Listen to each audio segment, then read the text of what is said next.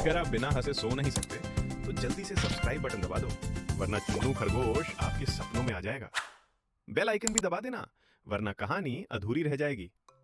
चलो अब शुरू करते हैं आज की फनी और प्यारी कहानी।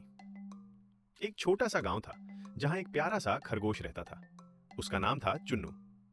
चुन्नू बहुत फनी था, हर वक्त मस्ती करता, कभी उल्टा कूदता, कभी पेड़ से लटक जाता। लेकिन एक दिन चुन्नू उदास था। उसने अपनी अम्मी से कहा, अम्मी, मैं ना बंदर की तरह तेज हूं, ना परिंदों की तरह उड़ सकता हूं। मैं स्पेशल क्यों नहीं हूं?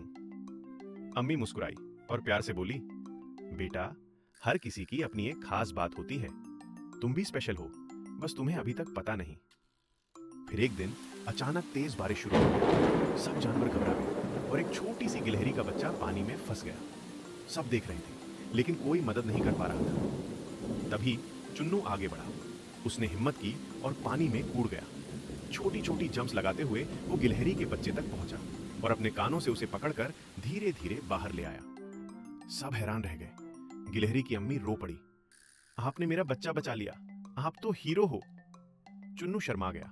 उससे पहली बार महसूस हुआ कि वो भी स्पेशल है। रात को अम्मी ने उसे गले लगाया और कहा, देखा बेटा, तुम्हारी हिम्मत ही तुम्हारी सबसे बड़ी ताकत है।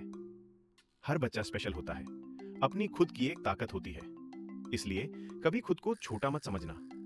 सब्सक्राइब नहीं किया तो चुन्नू खरगोश सपने में आकर फिर से कहानी सुनाएगा। जल्दी से सब्सक्राइब करो और गुड नाइट, स्वीट ड्रीम्स।